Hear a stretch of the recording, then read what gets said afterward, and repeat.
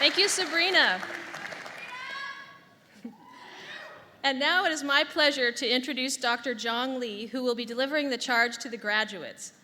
Born in North Korea, Jong was a refugee in South Korea and eventually made his way to Santa Rosa on the advice of a U.S. serviceman that he met while in his youth.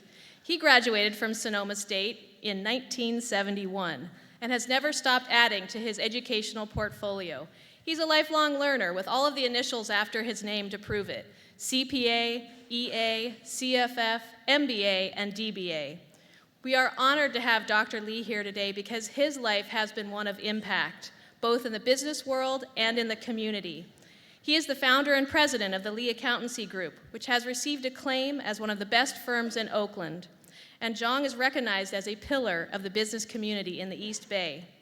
He is an active philanthropist who firmly believes that small businesses have an obligation to be involved in their communities.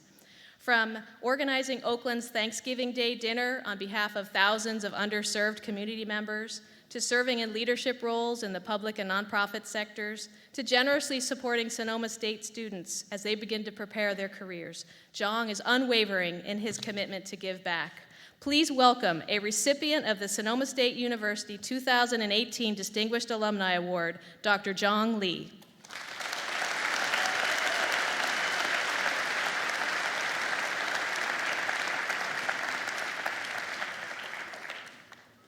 That's quite an introduction, and I didn't know that was coming from Dr. Thompson. Good morning, graduates, parents, family, and the faculty. Today we are here to honor graduates of 2019. You, the graduates, are taking your next steps in life and in your career. My name is Jong Lee, and I'm proud to say I'm from class of 1971. I was the first Korean foreign student here at Sonoma State and would eventually be the first Korean foreign student graduate with honors. Looking back, which is almost half a century ago, Sonoma State University was a different place. It was not a university, it was a college. We go by name SSC, that's Sonoma State College. As you may know, this college started as a satellite campus of San Francisco State in 1961. Back then, there were only 3 buildings on the campus, and the only place you could have a lunch was at the cafeteria, which was also a coffee shop. The university had about 2,000 students back then, and more than 90% were psychology majors. The school had a reputation as being a hippie college.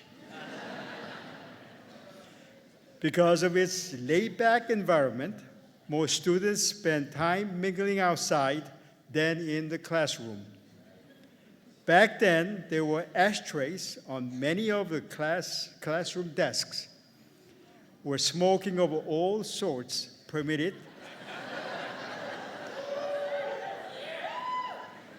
It was a, you liked that, and so did I. I was a heavy smoker at the time.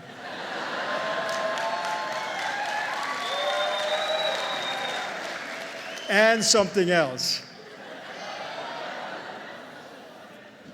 It was quite a carefree and friendly atmosphere, and for a newly arrived foreign student, it was a new and exciting place to be, and I was shocked. I remember the business school had about 100 students out of 2,000 in total when I first started, and only 5 students were in accounting, and 3 passed the CPA exams. So there's a 60% of a class of 1971 ended up becoming CPAs. We're very proud of it. Looking at all the graduates here today, a lot has changed since I was here. I see more than, first I put 8,000, but I was corrected, saying that we have close to 10,000 students in the campus, enrolled across all the disciplines, and I'm no longer the only Korean student in the campus. Education has always been a big part of my life. Despite being a late bloomer, unlike many of my peers, my education career did not start until I was in the mid-20s, when I received my BS degree in industrial engineering from our sister school in Korea, that is Hanyang University.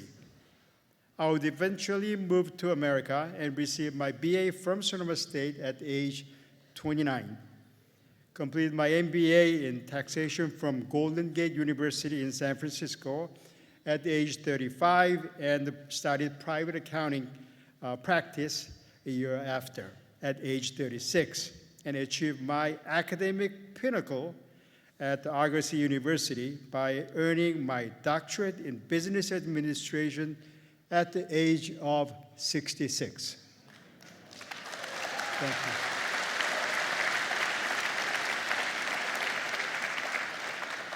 Though it was a never-ending journey, the desire to learn kept me moving forward.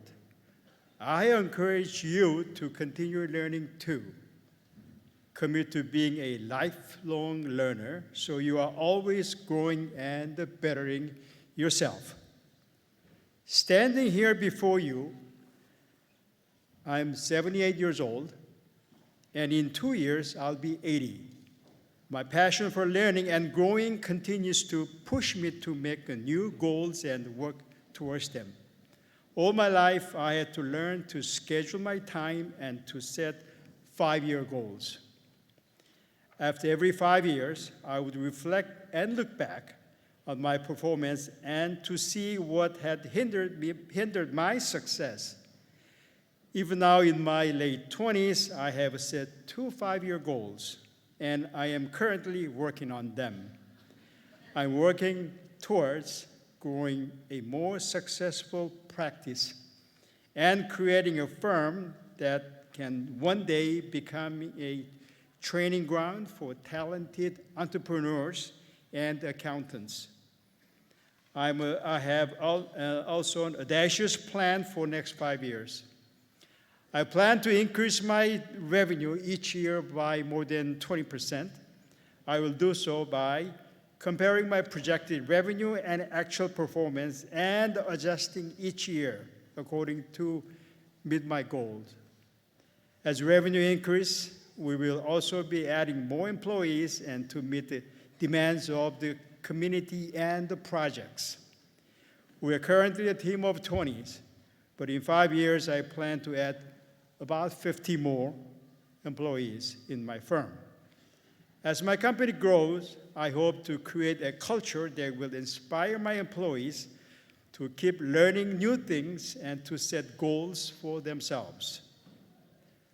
Graduates, what are your goals for next 5 years?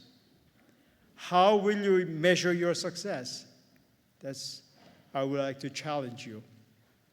If I can share my life lesson today, I urge you to always set goals for yourself. No matter where you are in life, to have a successful life, you must have goals and mindset to analyze the variances and the willingness to self-correct. Because in life, you will fail, but you must have the desire to continue to push forward. Graduates, as you embark on your next stage in life, remember that no matter where life takes you, always set goals for yourself, whether they are professional or personal. It's not in my script. I was sharing this commencement with a friend of mine, and he said, Winston Churchill was invited to deliver commencement speaker to one of the well-known universities in England. He walked up to the podium and he said, "Never quit, never quit, never quit." Those 3 words, and he walked away. I wish I could say that. In all my years in the United States, which is more than 50 years, a graduate of this wonderful university, it was a college in then, more than 50 years, I tried to emulate him. 78, I'm going on 80. I am not going to quit.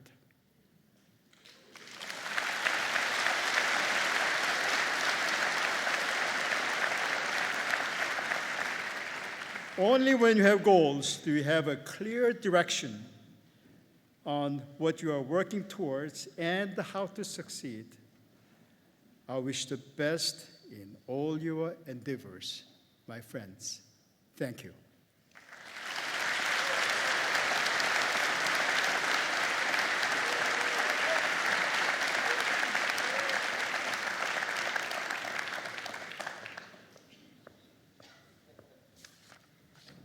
Thank you, Dr. Lee, for those inspiring words.